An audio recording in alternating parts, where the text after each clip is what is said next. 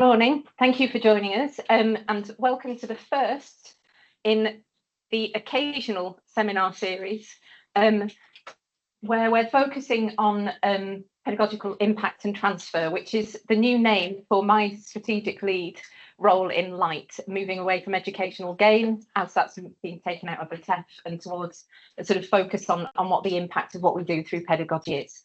My name's Bea. For those of you that don't know me, particularly I think people that are joining us online, it's lovely to have you here as well.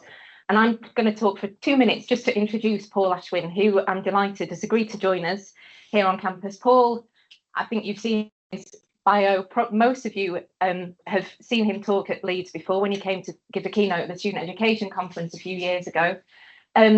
He's a professor of higher education at Lancaster, and all of his research work has been around this kind of area. So he is the expert, or one of the experts in the UK at least, that sort of whose research focus is on this. And he's talking specifically today about a book that's just been published that he wrote in collaboration with a large number of people, actually, which is unusual in higher education research, I think, to work that collaboratively and write that. So it's really interesting to be able to listen to him. For those of you who haven't already, LITE really needs to have kind of records of who has registered for this, who is attending, so that we can kind of see who's coming to our events. So if you could register through the link, that would be great. We will put it in the chat for those of you that are online. Those of you that are online, I think the easiest thing for you to do is if you've got questions for Paul at the end, just post them in the chat and we will monitor the chat and kind of make sure that we try and get all questions answered at the end. But for now, I'm just going to introduce Paul. Thank you so much. Thanks, Bea, and thanks for the invitation and the privilege of kicking off this series. So I'm going to talk about this book, which is available completely open access off the Bloomsbury web page. And I'll talk a bit about the team of authors and how that worked. So yeah, need to remember to go to the bottom here. So this book has a deliberately immodest title. It's quite a big thing to claim to be writing about realizing the educational potential of mass higher education. The book actually focuses on chemistry and chemical engineering degrees. We follow students for 7 years in 2 English, 2 South African and 2 Russian universities. The kind of sense of why it's about educational potential and mass higher education, I'll talk more about in detail, but it's really focused on the question of what is it that we do when we educate students, particularly for undergraduate degrees. What is that conversation when we say to them, come and study with us, we have exciting knowledge that can do things in your lives. What's going on there and what's needed to support that? So the idea of potential is that idea of what's needed to realize that potential. What does higher education need to look like? So first thing to say is that this is a large international team. So there were a group of us based in Lancaster. The only person who's not an author on the book is Steve Dalgleish, who was the administrator for the project. Everyone else was an author on the book. The way in which that worked was we worked collectively in these different teams over the course of the project. Initially, for the first few years, each team did the interviews with students in their own country across the 2 universities. Then the pandemic hit and all of the interviews moved online. Whilst there are many dreadful things about the pandemic and people were dreadfully affected, the kind of helpful thing for our project was that the students became used to doing the interviews online. So once we moved into the second phase of the project, actually Kaylee Rosewell, who was part of the UK team, did all of the interviews for the students based in England, the students based in South Africa, and the students based in the States. And a lot of the success of the project in terms of the interviews that we had and the number of students we kept throughout the project was based on the relationships that Kaylee established with them and the way in which she conducted those interviews.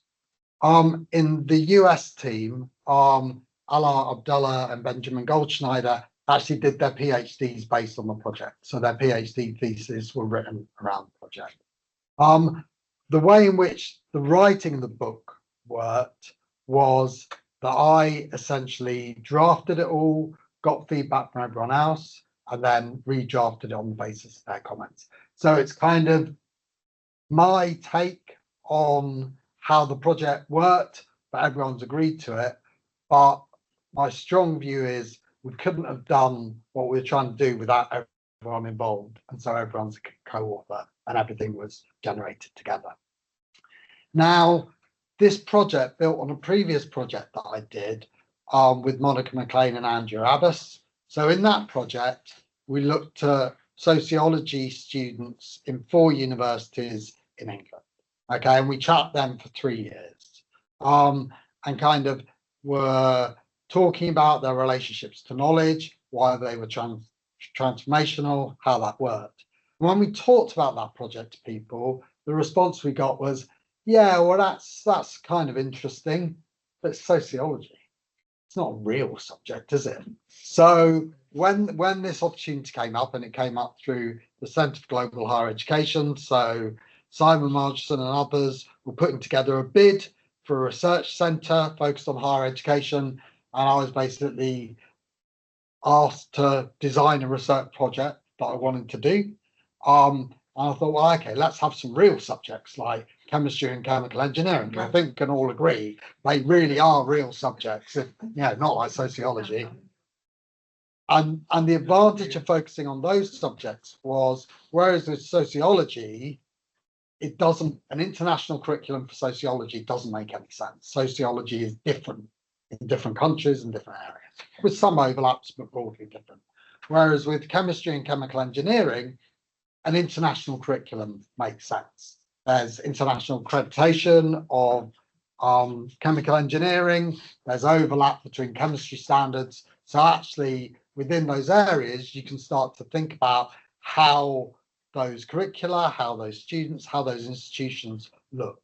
So we very much built upon that sociology project, which was really, doing things like looking at curriculum documents, doing interviews, video and teaching sessions, and then interviewing the teachers about their teaching sessions, and then interviewing the same students year on year. And particularly those interviews with the students are the central focus of the book, and really in the sociology project, similarly, were a focus. And it was when we were designing the sociology project, it was Andrew Abbas who really pushed for us to do it longitudinally. And I can remember at the time I was a bit like, oh, why would you do that? And kind of was a bit unconvinced about why that might be a good way of doing it. But actually, having experienced that sociology project and realised the difference in your understanding of what's going on for students if you interview them each year. So I can remember interviewing a student in the second year in the sociology project, and in their first year, the interview was all about how brilliant she'd found it, what an absolutely fantastic time she was having, how wonderful it was to be at university. When I did the second year interview with her, she started talking to me about how miserable she was in her first year and how much she hated it and how difficult she found it. And if you look back at that original interview, you could kind of see aspects in there, but it's not what she foregrounded. It wasn't the narrative she gave. And so for me, the sense of how reliant we are in a lot of higher education research on snapshots, particularly for interview studies, but even more for surveys and questionnaires. You get students to fill in a survey, they're like, okay, how can I get this done as quickly as possible? Give them what they want, get out of the room. And then you suddenly want to put loads of weight on it and talk about causation and how we know what causes what. To me, that's really problematic. And you kind of, so this sense and the privilege of being able to track students for that length of time was a brilliant opportunity. I must say, having done two studies like that, so one over kind of 4 years, the other over kind of 7 years, that's enough for me. I don't feel I need to do another longitudinal study. I've kind of got a sense of the rhythm of what you get out, but that's fine. It's really important that other people do longitudinal studies. And certainly that return engagement with the same students, or in the case of this project, I'm going to talk more about in relation to the book, kind of students and then watching them turn into graduates, really gives you a different kind of sense of how students' relationships with their education and knowledge changes over the course of their time. But the important thing about this slide is I'm going to talk about this stuff as if it's all me. It's not all me. These are collaborative projects, both the sociology one and the chemistry and chemical engineering one, and they couldn't have happened without these people involved. We've collectively generated this stuff, but I am giving you my version of it, and their versions will be slightly different.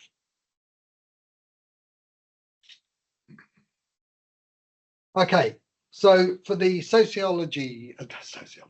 the chemistry and chemical engineering project, there were two related projects. So I talked about the research centre that allowed us to do this. So that was the first part from 2015 to 2020.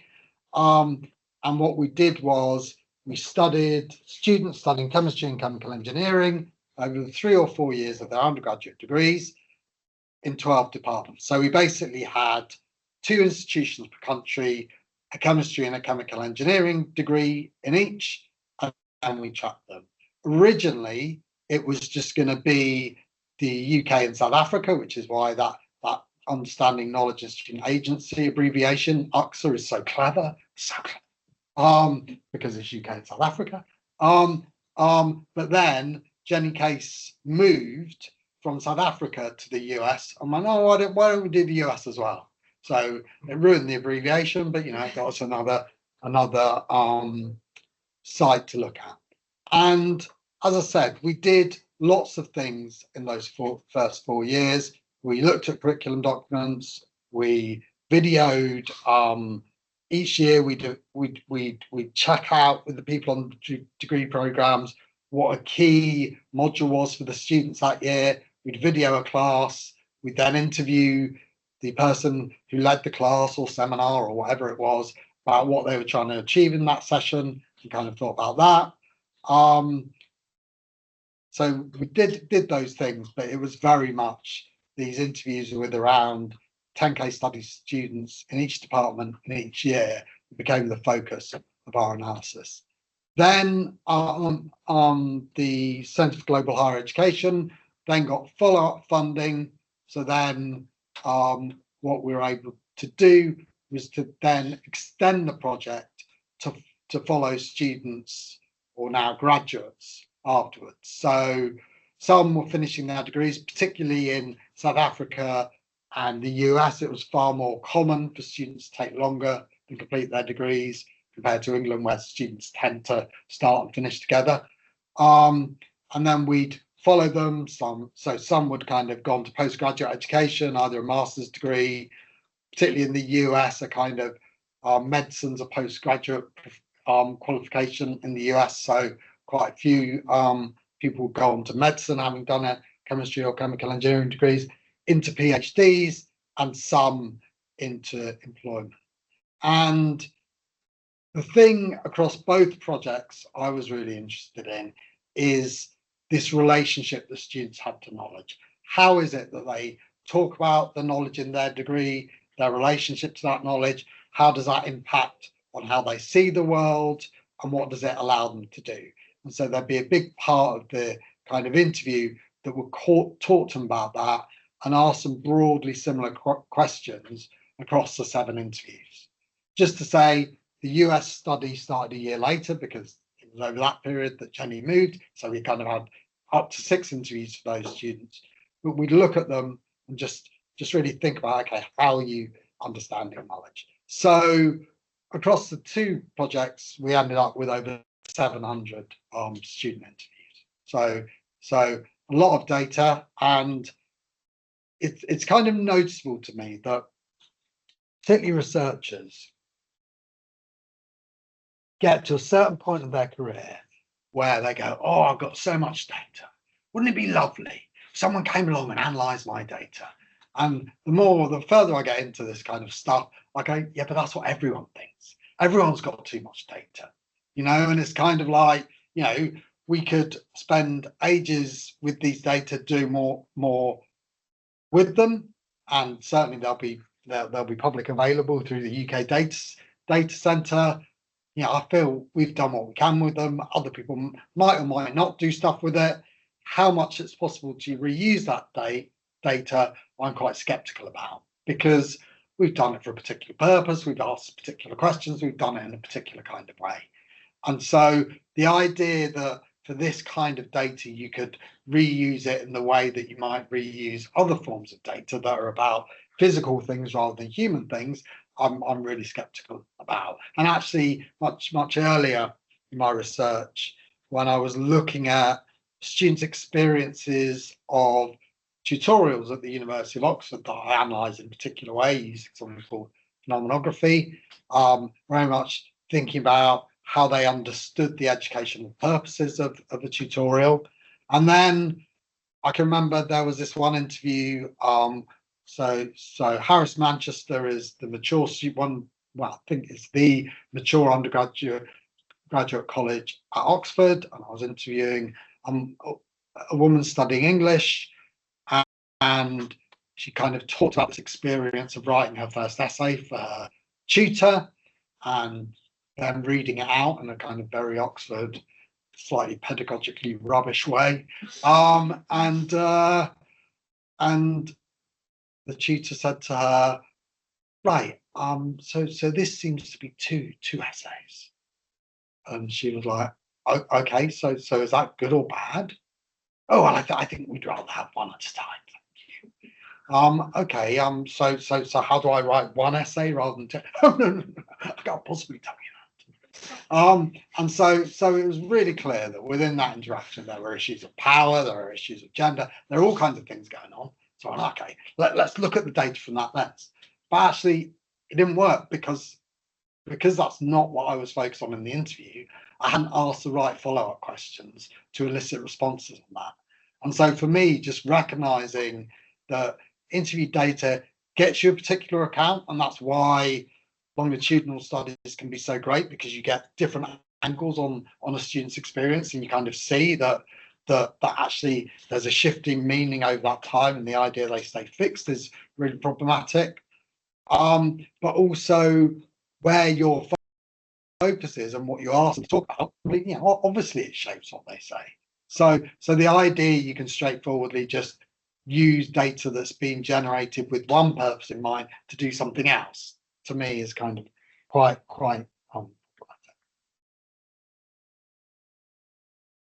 So the way in which the book is set up is it's framed in relationship to there being a disillusionment with higher education, and particularly mass higher education.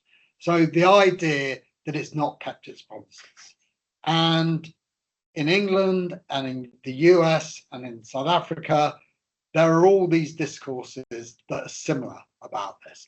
In South Africa, it has a slightly different tone and focus to it, because within government policy, higher education is explicitly positioned as a way of addressing the damage and violence of the history of apartheid. So higher education is explicitly meant to have a transformation role. And so the disillusionment in South Africa is this was supposed to lead to transformation. It doesn't feel like it's got there. Whereas in England and the US, it's more, well, we were told that if we went to university and got a job, if we went to university and did a degree and did what we were supposed to do, then we get jobs, and we're not getting the jobs we're supposed to get. So this idea that and you have a similar, that's part of the discourse of what's going on in South Africa. That's part of the disillusionment, but also on top of that, there's this issue of historic racial inequality, violence, and deep-seated pernicious inequalities. So what we kind of argue in the book is that the problem with that and what fuels this disillusionment is the claim that there's this direct link between studying for a degree and employment. That if you study for a degree, if you do it right, then you will get a job. And what we say is, what we argue is that that link, there is a link, clearly there's a link, but it's an indirect link. But what your degree does is it brings you in relationship to this knowledge, it supports you to engage in the world in particular kinds of ways, and that makes you more employable. But it's not this direct link between doing a degree and employment, and in particular, it's not a direct link between having a degree certificate and getting a job, because you have to engage with your education in particular ways to benefit from it. The way in which the book is structured is so I really like, and kind of again, this came from the work with Monica and Andrea, was looking at Basil Bernstein's ideas. So he has this notion of pedagogic device, which is not a kind of device at a kind of local level, it's a device at the level of society. And the idea of the pedagogic device is that if you look at the way knowledge is produced, through research, and then you think about curriculum, there is not a straightforward relationship between knowledge as research and knowledge as curriculum. We don't just take knowledge from research and then put it in our curriculum. What you have is this process of transformation. Knowledge is transformed into curriculum. And so it's transformed in lots of different ways. So if it's a professional subject, you have a professional body saying, no, this must be in your curriculum. You might institutionally have an institution saying, right, well, on all of our courses, like the Vice Chancellor, the President of Manchester unconvincingly recently claimed that all of their degrees would have work experience. I think most people are skeptical about whether that's supportable by evidence, but you've got an institution saying all of your degrees must have work experience. So that changes your curriculum. Similarly, you have those kind of inter-departments, disciplines, or whatever they're called in different institutions, where people are like, okay, we've got this module that's being done by Paul. We don't really like the module. We don't think it's that relevant, but no one wants to talk to Paul about it, and he's always done it that way. So it's just much, much easier if we just leave it where it is, because we'll just be opening a can of worms. So let's not get that. So that's the operation of power going on there.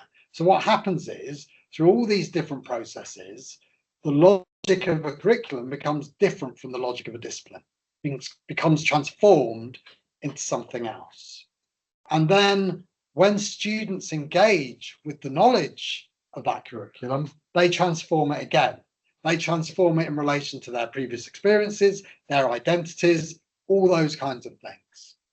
And so again, the version of the curriculum students generate is different from the version of the discipline within the curriculum.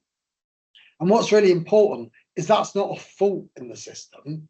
That's key to the kind of good working of the system. If knowledge was perfectly transferred between those contexts, it would never change. We would never learn new things. It's actually the mistakes and the misunderstandings that actually move knowledge forward. Actually, the fact that it's this imperfect process transformation is what allows knowledge to move forward. So that sense of the pedagogic device going through from knowledge production to what these curricula look like to what the students got out of it kind of forms the framework of the book. And then the reason the book has the kind of almost feels slightly dated reference to mass higher education is to put it in relation to two things. So first of all, Peter Scott's work on mass higher education, which I just think is great, and that 2021 book he wrote on mass higher education is a fantastic book. And he's just finished yet another one. I know, because he's asked me to do some blurb on the back. Not read it yet, but anyway. So in conversation with that, but particularly in strong opposition to Martin Tro's view of elite mass universal higher education. So one of the most cited things in kind of higher education research, Martin Tro had this view of elite education, elite higher education, mass higher education, universal higher education. People love it because it puts percentages on what counts as each one. So I think universal is about 40-50%, is mass about 20%, and before that about elite, can't quite remember.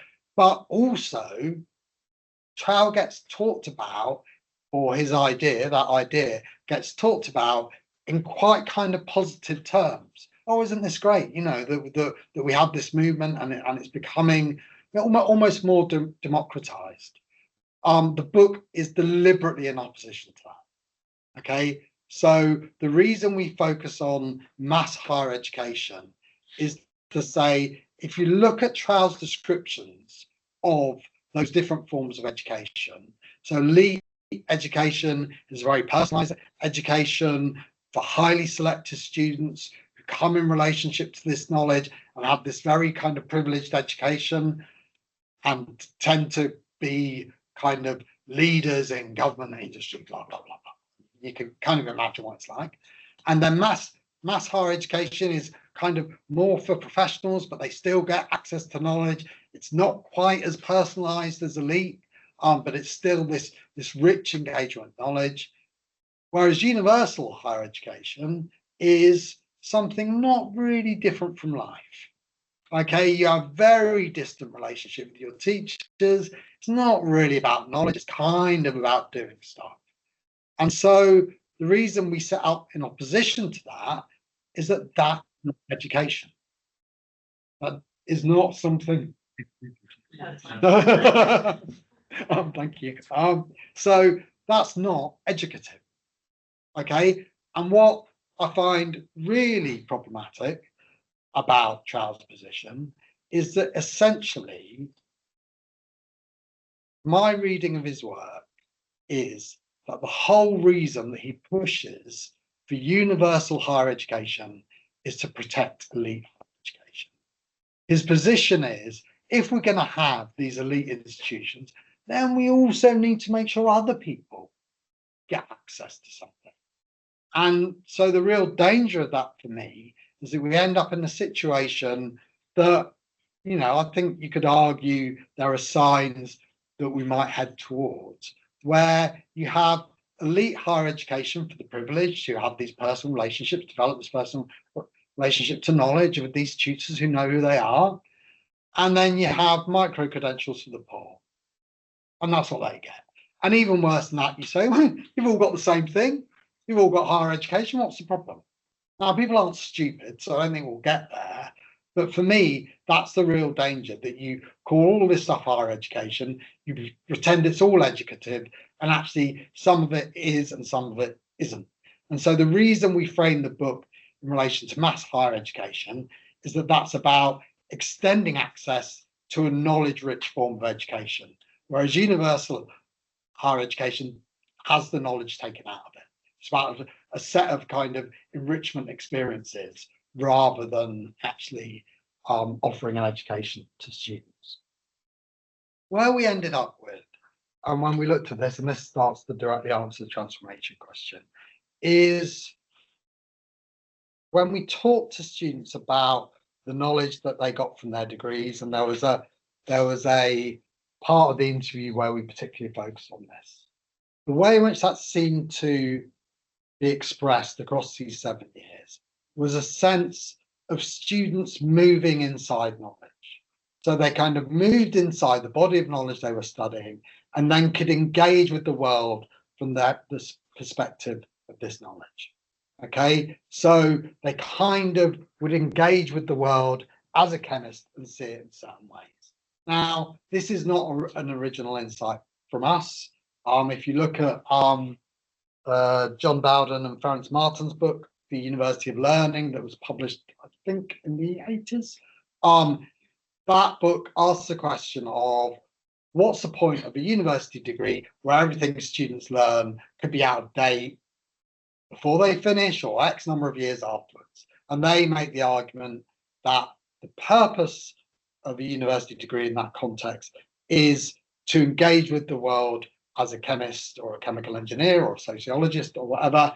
And in particular, their argument is that students have a focus on the variation in any situation that would be attended to by a chemist or chemical engineer. So the kind of insight that relates to, if we think about what's going on in this room, we can describe it in as many ways as we have the imagination to come up with. So we can describe it in terms of its chemical engineering, we can describe it in terms of its chemistry, its sociology, you know, all of those things, but it doesn't mean there are different things going on. It means we're thinking about them in different ways. And for me, this is key because what came out from what we're looking at is that you look at the ways of engaging the world that students developed over the course of their degree. They were very different for the students studying chemistry than for the students studying chemical engineering. So, you know, the way we kind of describe this is that the chemistry degrees prepared students to engage with the world created by chemistry. So chemistry as a kind of singular, or you might say pure subject, creates a particular version of the world that's kind of done through the lens of chemistry, whereas chemical engineering focuses on the engagement with an external and complex world. So they kind of start from different positions. And crucially, we kind of argue that this is one of the really important things about universities, is that they have this diversity of disciplines and professional areas and subjects. And that diversity is really important. So as a society, we need people who are engaging with things from the perspective of chemistry, chemical engineering, sociology, politics, philosophy. That's what makes us richer as a society. So the kind of policy push towards, okay, we want students in certain areas, that's all we need, is actually losing on what kind of David Watson would argue, you know, some of the treasure of higher education. Part of that treasure are these different ways of engaging, not to create a kind of worldview of everything, but actually being able to move through situations and say, okay, in this situation, there's all these different ways we can understand it. What allows us to do the work we need to do? And to actually take account of that diversity in making those decisions, rather than just, you know, the kind of classic thing of if you've got a hammer, the whole world looks like a nail, and you just go around hammering things because it's all a nail, isn't it? It's obvious. Hammer, hammer, hammer. Kind of makes the world, you know, makes everything a bit simpler, but you end up with kind of lumps hammered out of everything. So that difference between those subjects was really important. And then also what we found, and this again is the joy of doing this longitudinally, is that sense of going inside knowledge and seeing the world from the perspective of that knowledge continued after graduation. So you could see if students had, so students in the interview in their final undergraduate year, for some of them, they would describe a journey inside knowledge and what they were doing, then they would graduate and they wouldn't have any opportunity to explore that further, and you could kind of see it stop. You know, whereas students who then found a context where they could explore it further, that process would continue. So there's a kind of question for universities about, does our job end at graduation, or what role do we play with society in enabling students to make use of the knowledge that we've given them? Now, another, and just to say, so I've talked a bit about that journey inside knowledge and students if you stayed outside knowledge, and just to say a bit about how we kind of recognize that, or examples of the kind of things that allowed us to recognize that. So one of the things we did in the interviews is we would ask students about what they'd gained from studying chemistry or chemical engineering. And for some students, what they would talk about is this personal relationship to the world, how it allows them to do certain things in the world in this kind of rich, transformative way. For other students, they would just list for you the modules they'd studied. And if you press them, they would just say back to you the modules you studied. That's the kind of distinction we're making, is that for them, this education stayed outside of them. There was stuff they did. Oh yeah, I think we did a module on that. I think we did that, I mean, a bit like kind of in, kind of school history. Oh, well, we did the Normans last year. Why are we doing them again? Just kind of, there's this stuff and you have the stuff and it stays as stuff. Whereas for students who went inside knowledge, it was much more like a way of inhabiting the world. That's how they saw it. But what was really important is that, so we would argue that's a transformative approach. It's changing the way you're engaging with the world. But there's a lot of stuff written about instrumental or transformative approaches to education. One of the really interesting things that we noticed is within that kind of set of questions, and they were kind of separated across, in different parts of the interview. So we had that question that I've already talked about what did you gain from studying chemistry or chemical engineering? We also had a question that was along the lines of what did you gain from going to university? And students gave completely different answers to those two questions. So when you ask them about what they gained from going to university, they would give you an instrumental answer. They would talk about the job they got or what had happened in their life. That was, that for them was instrumental. Going to university, instrumental. If you ask them what they gained from studying their degree, for most students, that was a transformative answer. So what we argue on the basis of that is that we don't have instrumental and transformative students. We have students answering different questions. And so what that raises for us as educators is how do we get students into an educational conversation where they realize that what they're being asked for here is something that's about transformation. It's not instrumentality. And we know that ourselves. We can be deeply embedded, like my job's a complete privilege, absolutely love it. I go for promotion, I'm completely instrumental, as we all are. That's the thing. We can all switch between those things. So it's not instrumentality that's the problem. It's being instrumental for something where actually to get there, you need to go into it and engage with it. So that's part of the issue, but also that when students continue to see the educational part of their degree as instrumental, then they were just more likely to become disengaged, which is kind of obvious. Because if you just sit as stuff and you're not engaged, it's just really boring. So of course you become more disengaged. It becomes much more difficult. I mean, there's quite, the kind of approaches to learning research kind of had its heyday in the kind of 80s, 90s, kind of beginnings of 2000, then kind of largely disappeared now. Well, they had the notion of deep and surface approaches to learning. Okay, sometimes called deep and surface learning, complete misunderstanding of what those concepts are doing. Learning is learning. It can't be deep or surface, it's just learning. You can have a deep or surface approach to learning. Are you seeking to understand the meaning of what you're learning, or are you just trying to reproduce it, process it? So another way of really saying, are you focused on transformation? Are you focused on instrumentality? And what that research showed is that in terms of study time, it is much more efficient to take a deep approach to your learning than it is to take a surface approach. Because you're making connections, you're getting to the structure. That's when we talk about going inside knowledge, I would think about that as getting to the structure of the knowledge, understanding what the fundamental structure of the knowledge is. And it's that structure that allows you to use it in different ways and actually do things more efficiently.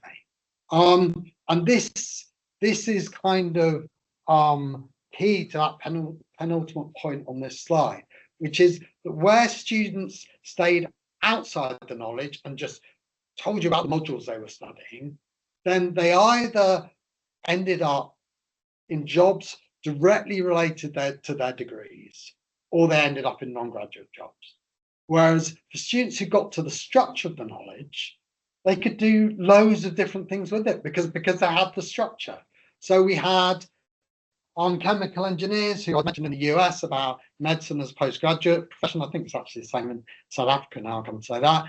And they were taught to you about how being in chemical engineering, now studying medicine, gave them a particular way of thinking about what they were studying. And so where students get to that structure, they can actually kind of think, oh, okay, I'll use it in this context. I'll do it in that way. And it's, you know, that's part of the kind of real worry about, say, government saying, do a degree, get a job. Well, they're not quite saying that anymore. They're now saying, don't do a degree. Or few people do a degree. We know which people. And also that kind of universal version of higher education is, unless students get to the structure, actually it's a really inefficient way of doing education. You know, for me, education, and it doesn't matter whether it's higher education or school education or vocational education, but it has to be focused on getting the person studying it to understand the underlying structure, so they can do other things with it, so they can think around it, so they see it in three-dimensional ways and can move around it. You know, and for me, that, you know, just as a cheeky aside to maybe stimulate some questions later, that way of viewing education is part of the answer to the kind of supposed AI, Gen AI, agentic AI, whatever catastrophe. Actually understanding that education is about getting people into structures, and that involves something fundamentally human, but also that ability to move inside is something I would argue quite strongly that actually AI can't do. And also, crucially, it means that to do that, you have to do the work. There is no way round. You know, if you're going to get into the structure, you have to do some things that are quite repetitive. You have to go through and engage in those tasks and think about what they mean. That's not the same thing. So one of the fundamental challenges of Gen AI, and why I would argue we might be hitting the peak, is that when you've got, you know, Gen AI, we all know, or AI in general, makes mistakes. If you're an absolute expert in the area, you can quickly look at it and go, well, that's nonsense, and almost without thinking, get rid of the errors and then usefully use it. That's great. But if you're not an expert, you're like, oh God, I don't know what the structure is, I don't know how it works. So Gen AI only has its power when you've already got experts, but it can't help you to produce experts because it doesn't get people to the structure. So it's almost like there's a moment now where we've got the expertise and we've got Gen AI that it looks amazing, oh, it's going to change everything. Whereas actually, when you think about what people need to do to develop the expertise, then it starts to look much more ordinary. It's a bit like the equivalent to me of, you know, deep fakes, image fakes, you know, and huge damage and misogyny kind of rooted in those that I would not underestimate at all. And deep fakes are only effective when people aren't expecting deep fakes. The moment people take account of it and say, well, is it real? I'm not sure. A lot of that initial power goes, because that starts to be people's first question. You know, people aren't stupid. You know, people kind of go, oh, okay. You know, so again, deep fakes have this moment where they appear to threaten everything, and then people adjust to them and think, well, is that right? And that doesn't mean that dreadful things won't happen, and doesn't mean that they're not used for bullying and harassment like lots of other things are, but it does mean that the kind of most nihilistic dystopian views of them tend to kind of imply that people aren't actually going to adjust.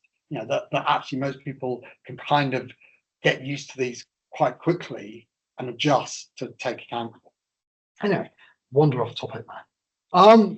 So where we end up with, or where we end up in the book, is the centrality to the educational potential. So when we talk about educational potential, this is in a way of what is needed for higher education to be higher education? How do we realise that educational potential?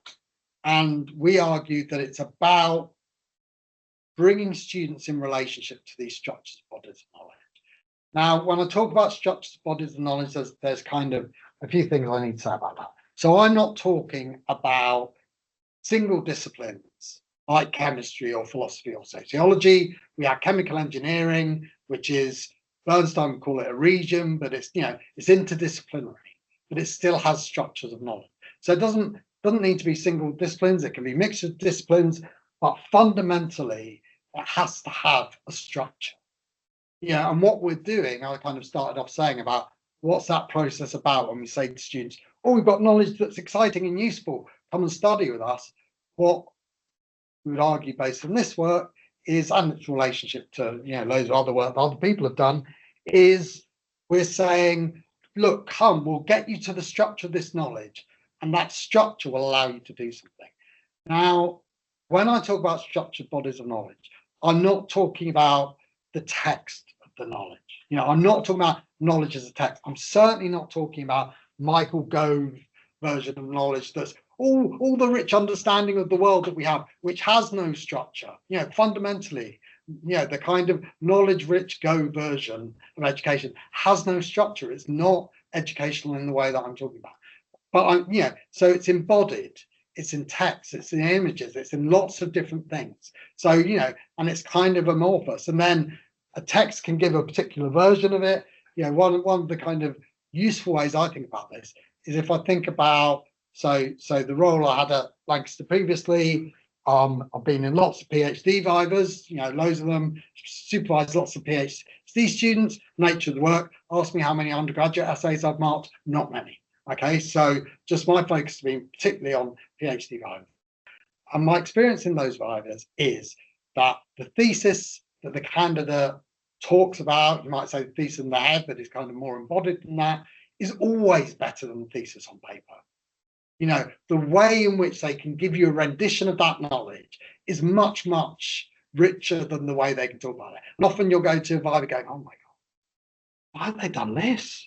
Oh God, and you get in the viva and you say, why'd you do this? And they say, oh, because you know, all right, add a paragraph, that will explain it, because it just makes a connection that you can't quite see when you're reading it as text. So when I talk about knowledge, I'm talking about something that is amorphous, changing, partial, all of these kinds of things. I'm not talking about something that's fixed, but that's what higher education does, is it kind of says, here's an underlying structure of this knowledge. We're going to design a set of experiences that are going to take you to an understanding of this knowledge. And I think it's really important to understand the educational process in that way, because a lot of what policymakers or the EU or whoever, particularly as they push micro-credentials, are saying is, well, why does it take 3 years? And why does it have to have an order? And, you know, why this, why that? And I don't know why they've suddenly turned into my son being stroppy, but anyway, and for me, this is the answer, that to get to the structure, you have to have a sustained engagement. Yeah, you can do it part-time, yeah, you can do it online, but it has to be structured. And fundamentally, as educators, we have to make a judgment about what order it goes in. I can't say to you, I'll do it in any order, it's fine. You know, actually there has to be some pedagogical design that says, for most students that we've experienced, you know, our judgment is you do this bit, then that helps to make sense of that bit.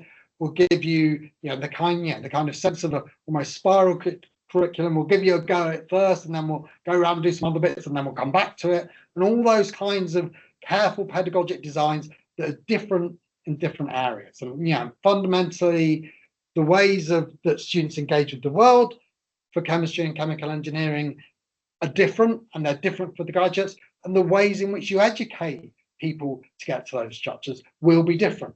So again, all of this kind of nonsense about educational excellence as if it's a single thing or best practice or what works, as if there's a thing you can do. No, it depends. Depends who the students are, depends what the knowledge is, depends what the context is. and that's the expertise of educators, is to understand the knowledge, but also to understand how to make that knowledge accessible to these particular students. And if the students change, or the settings change, or the knowledge changes, then what will be an effective education has to change, because it's doing a different kind of thing.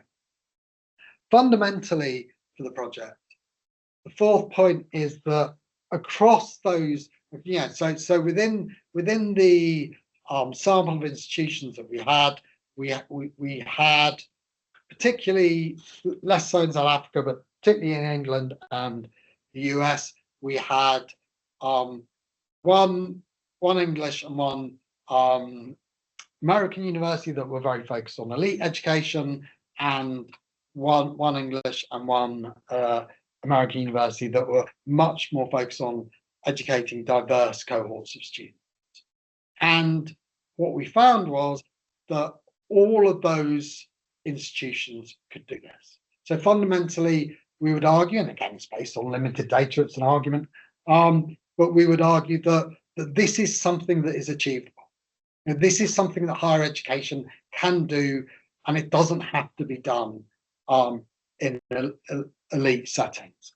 And really importantly, if you look at the ways in which students talk about the ways of engaging with the world they developed from their degrees, the thing that held the accounts together in terms of their similarity was whether they studied chemistry, whether they studied chemical engineering.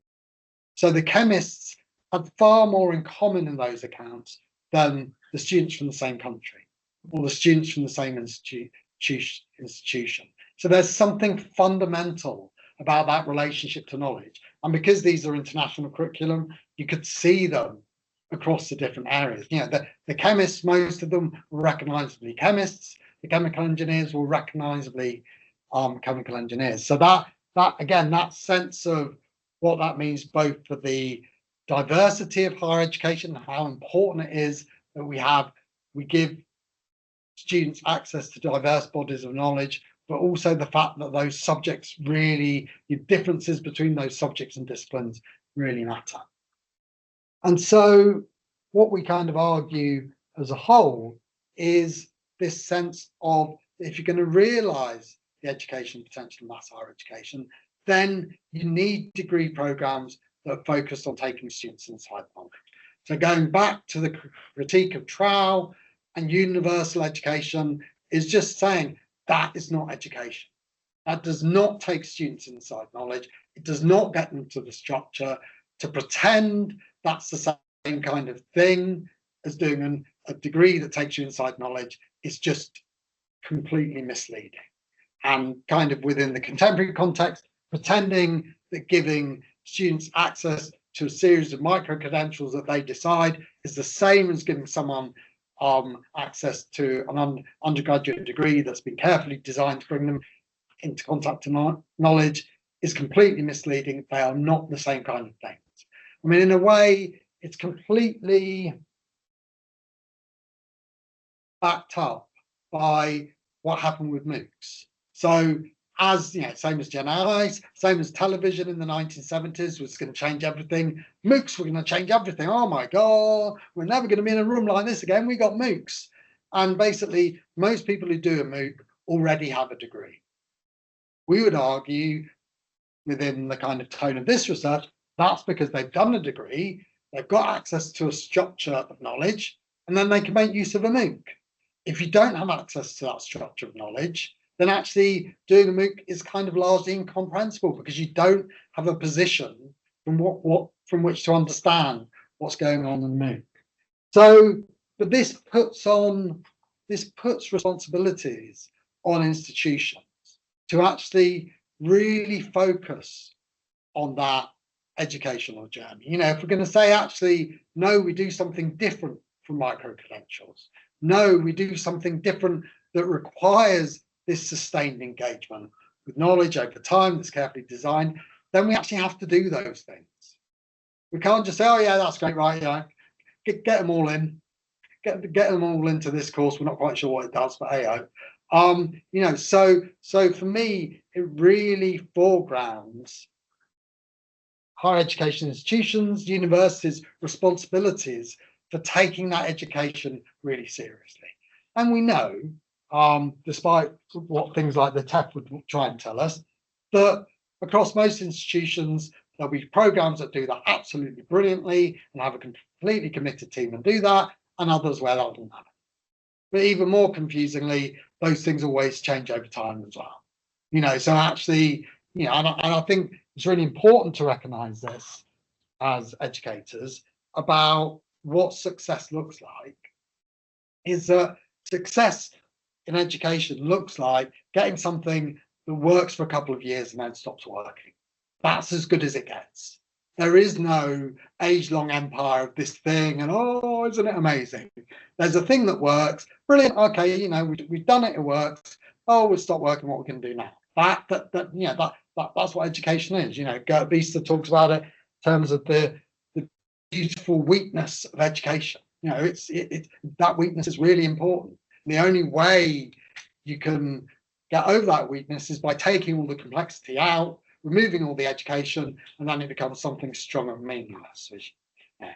So that sense of, okay, there's responsibilities for education institutions. If we make this argument, actually we have to really commit to that education. And then finally, this point about having societal structures that support graduates to continue their relationship with that knowledge. So kind of a question for universities, but also for kind of local communities and regions and all kinds of things about, okay, we spent all this time educating these graduates who've got ways of engaging well, what actually are we going to do with it?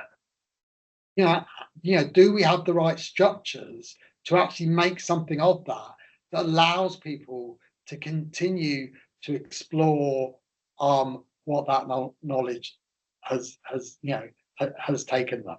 And I think that, you know, often I've been doing some stuff around kind of, you know, the government skills agenda, a series of policy workshops around that, and again trying to point how you know, the whole issue of the language of skills is that it's completely flat. It has no structure. Okay, and skills by their nature are comparative. So we can talk about problem solving and we can find examples of problem solving across contexts.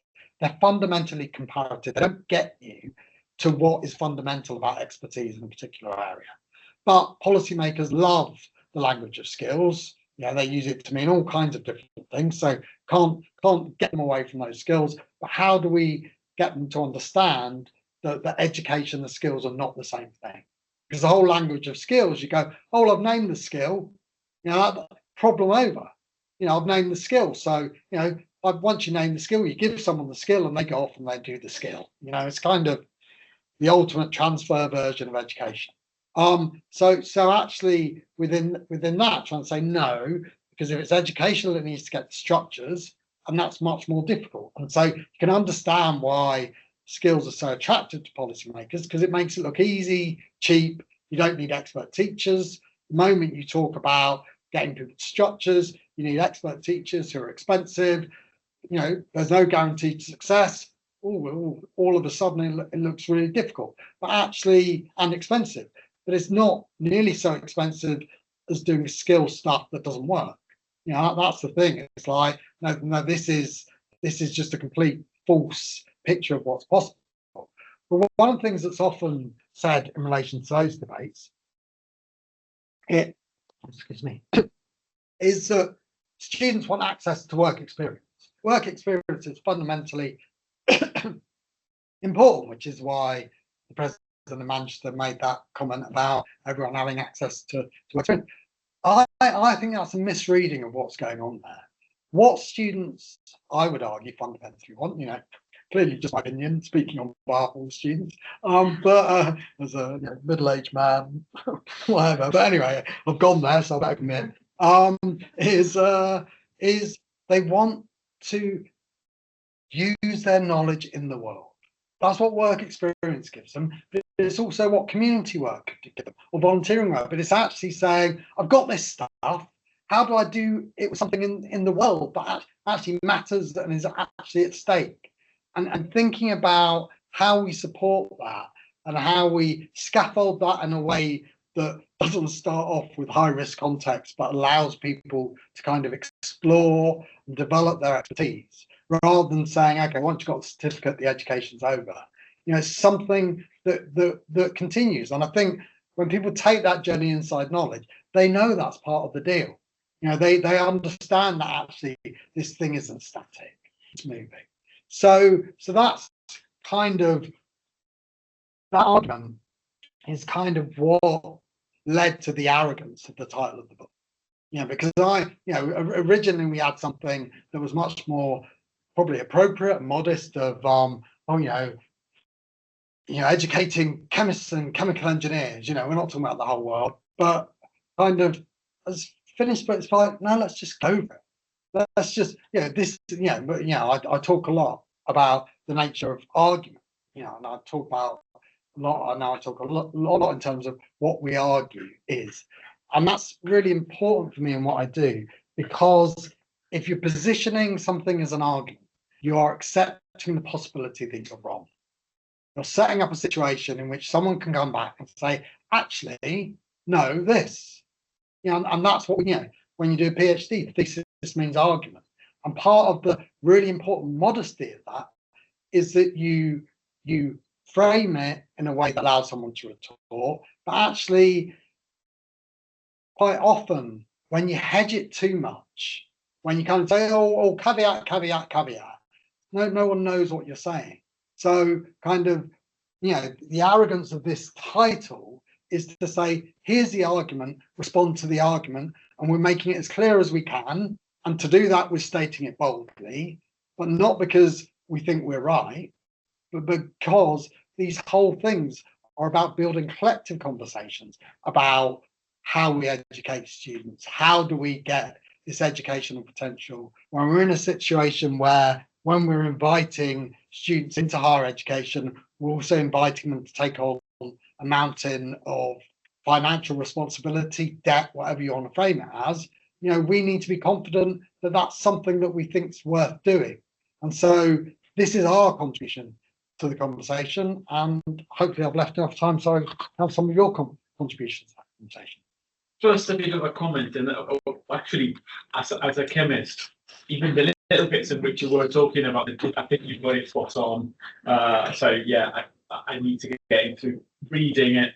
I would also suppose argue that some of the attractiveness with the job experience is because it gives a lot of structure. Because I think actually not everyone actually makes that connection with structure. And that's not an argument against your book. It's actually saying, no, we need more of that, actually. But I guess my question is the following. You identify students that managed to get in the knowledge and students that stayed outside. What was about the students? What was about the difference between those students? And when I say about them, I mean in a very, very broad sense of the preposition. Around them in that context. Not necessarily, but there was something structurally wrong about some of those students who didn't manage to get in the knowledge. Okay, so people online, the question is really about the differences between students who managed to get inside knowledge and students who were unable to do it. So it certainly wasn't their starting point. So one of the things we looked at is particularly for chemical engineering. If you look at the reasons students gave at the start of their degree for studying chemical engineering, they were all instrumental. Okay, not selfish necessarily. Some were about getting a high-paying career, others were about making a change in the world, but they were still instrumental because they weren't about engaging in chemical engineering. They're about how you use it.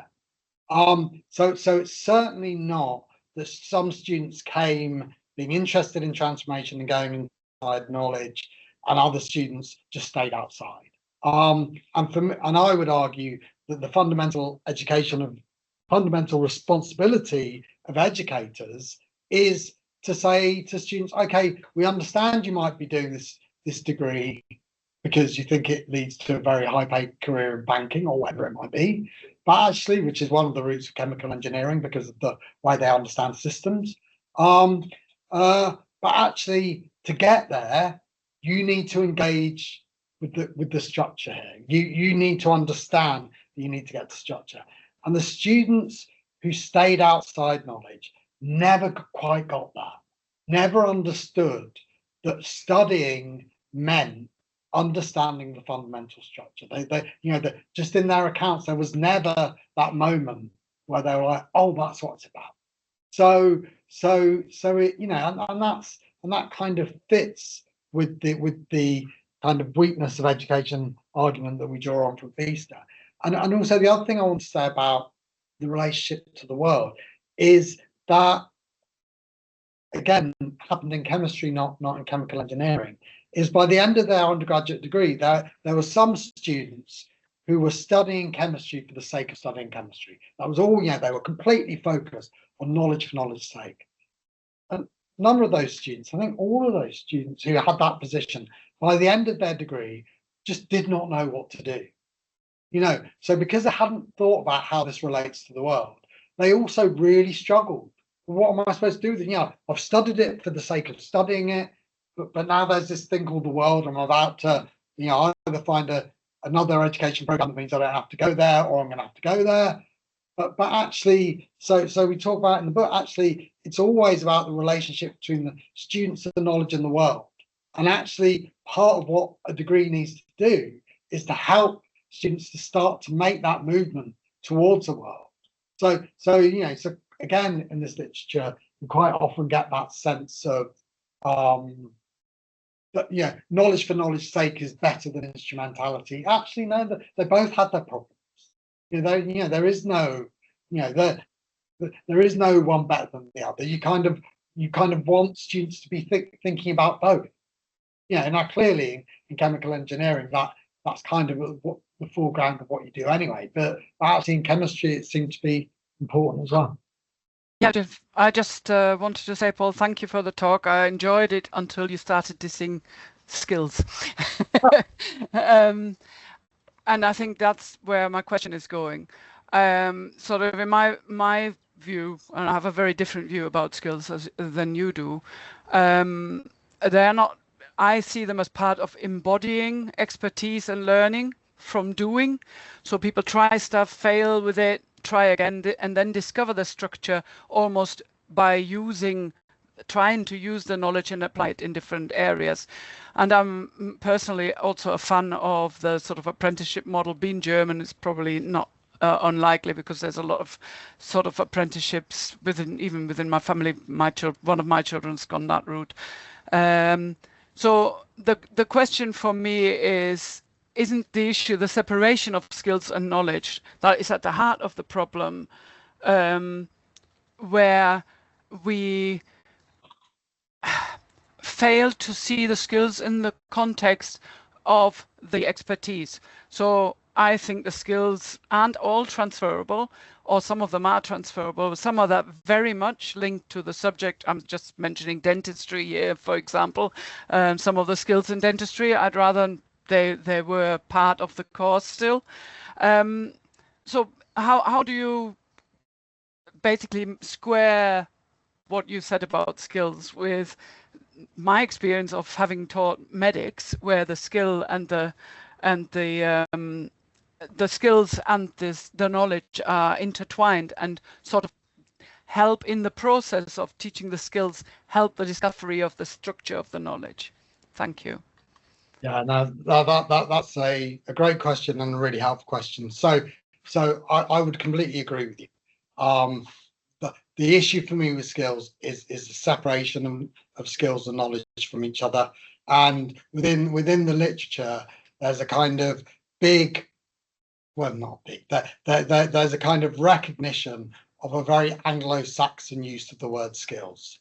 Okay. And it's that I'm critiquing. As you say, if you look in Germany and how vocational education works in Germany, then there's a different notion of skill that comes out of it, and a different understanding of how it's related to knowledge.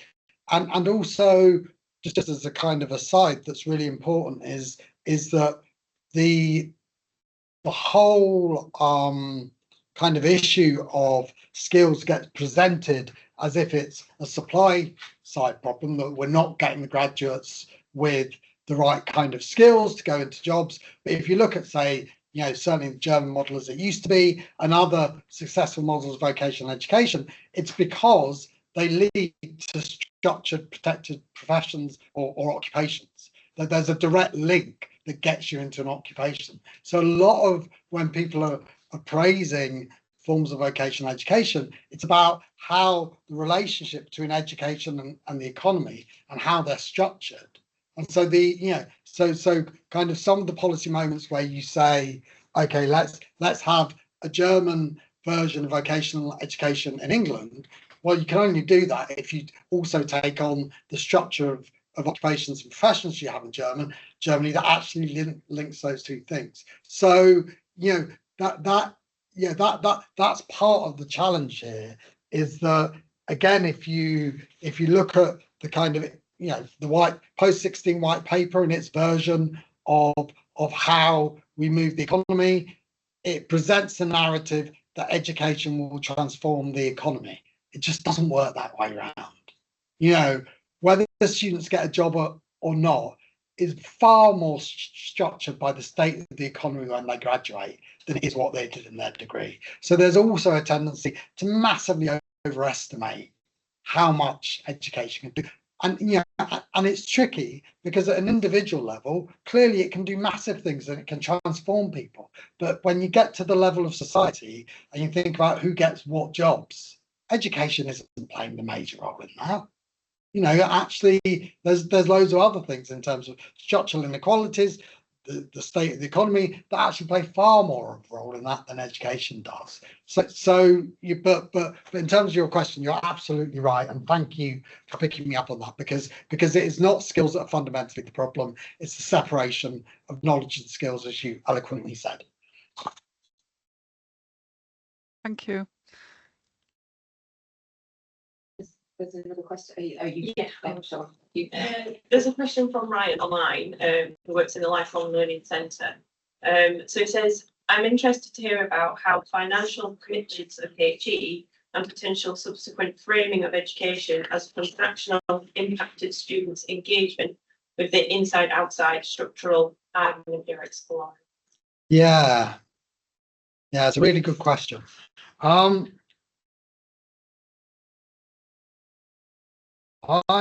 I think in the data we had, that sense of, and I guess I would understand that question as saying, to what extent do students' commitments beyond university, whether it's paid employment, whether it's caring responsibilities, whatever it is, how much does that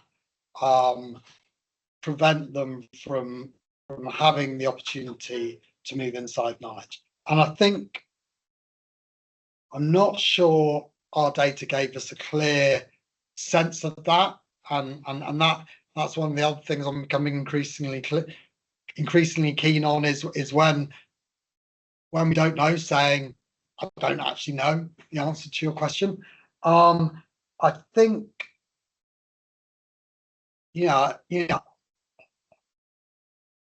there's a really that's such an important question, and again, something that universities need to think about in a much more systematic way. Is we have to start with the students we've actually got, the commitments they've got, the time they've got to study, and then work out what is actually possible within that situation.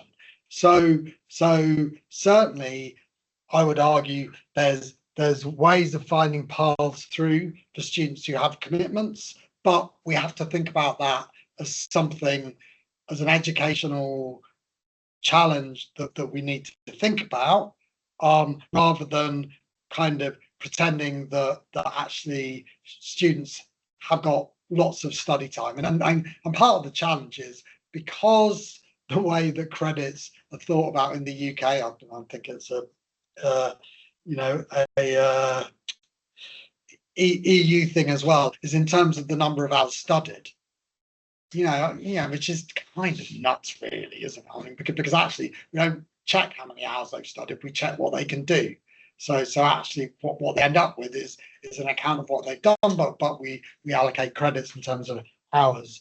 But actually addressing that head on and thinking about how the situation of our students plays a role in their capacity to go inside knowledge is a really important, interesting question for the universities we were studying and the subjects we were studying. We tended to have students who, by and large, had relatively smooth processes in through degrees, into the degrees. Although, as I said, there was far more movement in and out of university in the US and South Africa than there was in England. So I haven't really answered your question, but I hope in some way that was useful.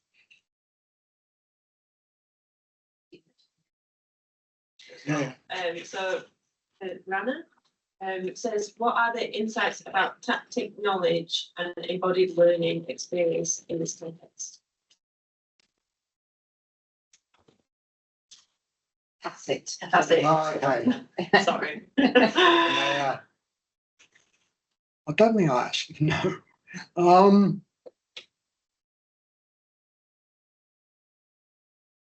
I think with things like that, I'm just going to repeat myself, which is that clearly that was the way that operated was different in chemistry and chemical engineering. And for me, in any discipline subject area, that's a question for educators to think about how they use those different elements or different ways of talking about knowledge to pull together a curriculum. So there was some amazing examples. So on one of the courses, what they did early on in the first year is that they got students to produce graphene as a kind of early experience, and very much to give them that sense of a hands-on experience of where their degree might take them. So, and that was a kind of carefully thought through pedagogic design that actually in the first year got students reading journal articles, got them thinking about what that might mean in the forefront of the thing they were studying. And it's, for me, it's those kinds of things that I would always be looking to take is thinking about, okay, so they've thought about something they want to do educationally on their program, and that for them is a way of doing it.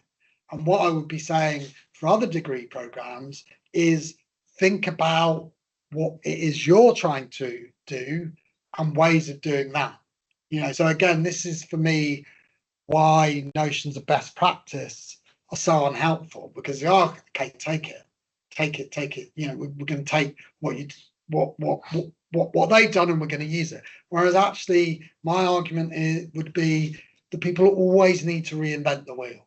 They always need to have a wheel for their context. So clearly we can learn how other people have done it. It's useful to see, okay, you did that. But we then have to say, okay, and now how do I adapt that for my context, for my students? What is it that might enable them to do? And let's try it in a bit of a low risk way and see whether it's a bit rubbish or whether it works, and just try these kinds of things out. And my experience certainly of teaching is that these things are always incredibly blunt tools. When I first started teaching, I found the job undoable because I'd spent all this time making all these changes to my teaching, and then I'd do it and the students wouldn't even notice. And I was, or the thing I was trying to target, because there was different students, but I was really trying to target something. I'd do this thing that was really really intricate, but teaching is an incredibly blunt tool. It's a kind of flawed act of communication in which, not just verbal or written communication, but using the design of a student to communicate with them how they might get inside knowledge. But we have to recognize that it's weak, it's blunt, good enough is as good as it gets. And so, and again, I really stress that because I think in education, all this kind of bright, shiny excellence sets us up to fail. Educating anyone is fundamentally difficult. It's one of the most difficult things in the world. All this rubbish about if you can't teach, teaching anyone anything is you have to understand the thing, you have to understand how to give students access to that thing. That is a fundamentally difficult thing that when it works is absolutely brilliant, but often it's kind of all right. And for me, that's education. That's education at its best. Kind of all right in not in block capitals, in a just kind of low voice of okay, and we think it's going to work, but kind of very conditional. Not to be woolly, but just to be respectful and modest about actually what's possible with education, rather than kind of pretending that it's about we had the question before about transformation, a kind of version of transformation that's like a religious conversion, that you kind of get touched on the forehead and suddenly the world's different. No, it's not. It's something that's really hard work, that you have to really go through the stuff and think about it, and you suddenly see it differently. If I think about my own journey into research of kind of which I talked about last time I was here, about thinking it was all about learning, and then kind of because I'm so clever, realizing that teaching might be important too, and then kind of hearing this word curriculum that meant nothing to me, and I thought it was a load of nonsense, and then I suddenly realized why that might be a useful thing, and that Bernstein notion of transformation, it's that kind of a thing. It's not it's obvious what we should do and it's really easy. So again, I've kind of gone off, as I always do in answering questions, but so for me it's kind of that sense of what I take from this in terms of tacit embodied educational experiences is that sense of thinking about your students, thinking about the knowledge you're trying to get them access to, and having conversations around, well, how do we do this with the sense of it's difficult, we need something that's good enough, rather than having a conversation that assumes that if only we were clever enough, there would be a right answer. It's just not like that. No, go on. This is a half-formed question and more of a comment on the back of it. So I was a teacher for 15 years in schools, and I left so utterly depressed about the state of education. And I don't disagree with anything he's saying, but slightly depressed about HE now.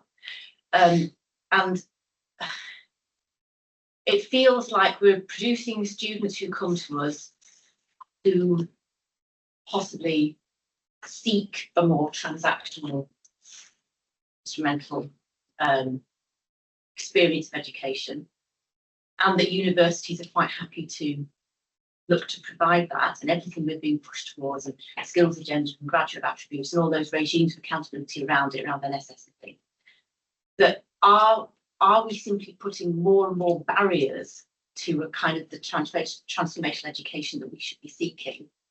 And how do we get out of that kind of assumption or thinking that's what students want, let's give it to them? And how do we break that? Or do we not? Or am I just be utterly depressed, and shall I just leave education completely and go be an accountant? Where you on? I would say so the kind of counter to that is that because education is such a blunt tool, that's equally true of all the harmful things. That actually their capacity to totalize students and turn them into instrumental whatevers actually is no more powerful than trying to transform them.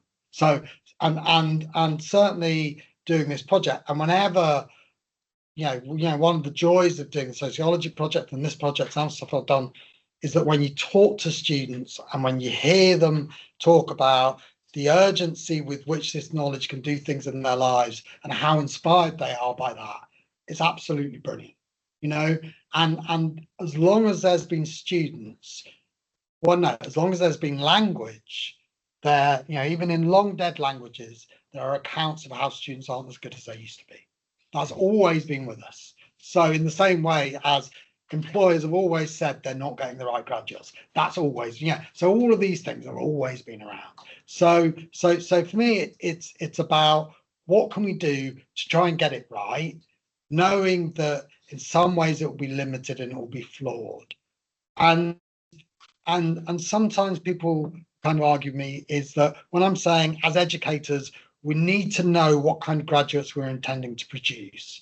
We'll respond to that by saying, well, then you're setting limits on what students can do. And I would say in relation to that, no, I'm not. Students can do whatever they want with it. They'll do jazz, that's fine. It's just that we as educators need to know what we think we're doing.